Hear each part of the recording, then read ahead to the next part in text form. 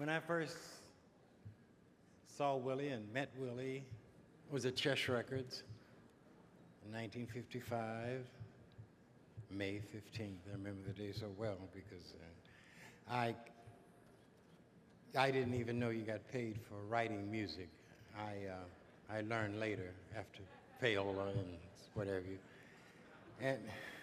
And Willie, I had no idea he was so big in music, that is. Well, he was also big in size. But Willie had written 5,000 songs for Muddy, and Muddy was who was my idol. He's the one who told me to go to Chess Records and play for them, and they'll let you make a record.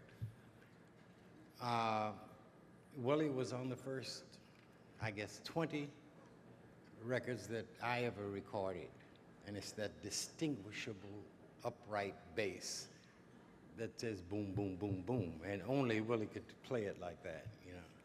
And it made a hit, so he made me what I am, so far as the basics of my music. I had the chance to see him last in the shooting of Hail, Hail, Rock and Roll, where he gave a speech within the documentary, which was a beautiful line. What else can I say about Willie that sad that he's gone, and that I know why am I here. So I'm glad to be anywhere, in fact, you know.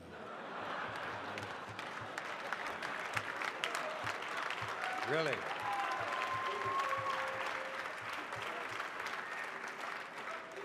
I think there's about 32 of the well-known artists who have passed since I got in the music business, which is past 3 weeks ago for sure. It's been about 35 years. That's at the rate of one a year. I mean big names like Elvis, Presley, and so forth, you see. And so, like I say, I'm glad to be anywhere. I tell you what, without any further ado, and in behalf of Willie, Marie and Shirley Dixon will accept his award. Thank you so much. Come on, Shirley.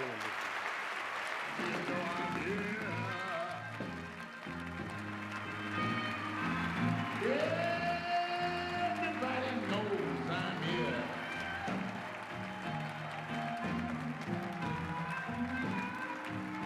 Well, I'm the hoochie coochie man. Thank you very much. I am the daughter of Willie Dixon, and this is my mother, Marie.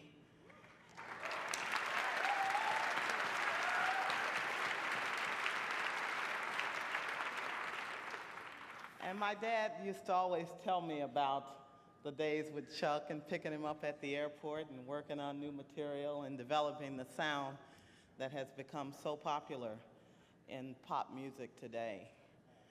I am here because at 30 years old, I know that it's very important that I continue to foster the blues to new generations. And I want to say a special thank you to the Rock and Roll Hall of Fame for looking into the pages of rock and roll and seeing the blues and acknowledging it. That's something that's very difficult for many people to do. And we're glad to know that no one has forgotten. I'm so sorry that my dad is not here to receive this award. I know this would have meant an awful lot to him. He's here. He's here with me in spirit, and he's hearing my voice.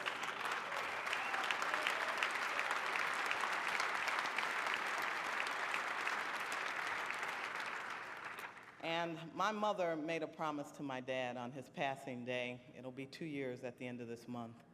And she wants to tell you what that promise is. Marie Dixon. Thank you all. It's an honor to be here.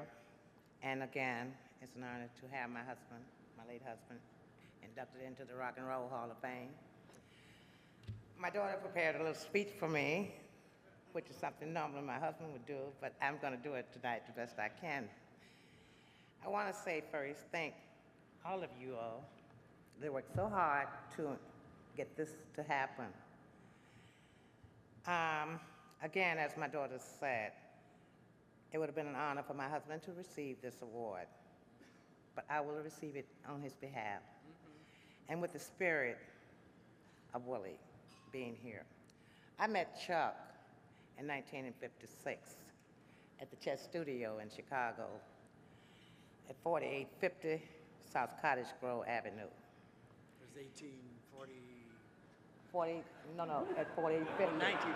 Yeah. 1940, at 56. On my husband's passing day, he was very much alive and up, and he continued to think about the blues.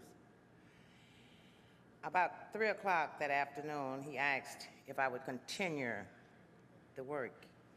He may not be able to continue with me, but he asked if I would continue carrying on the work that he had started. And the work was to continue to build this foundation, to educate artists that had less understanding about the music, about the business. Something he learned the hard way. He wanted to give it to some people as easy as he could. We also educate young peoples. I believe it's the 4th and 5th grade students in various schools in all states.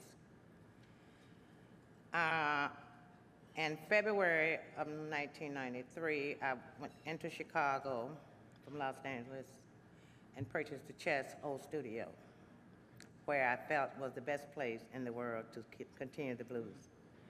Because of Chuck Berry, the late Muddy Waters, and all the great musicians that came from there. So,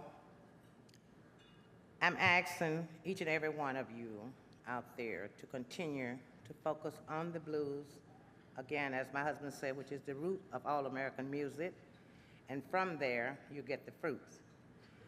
His saying was, if the roots was not taken care of properly, then there would be no fruits produced from the tree.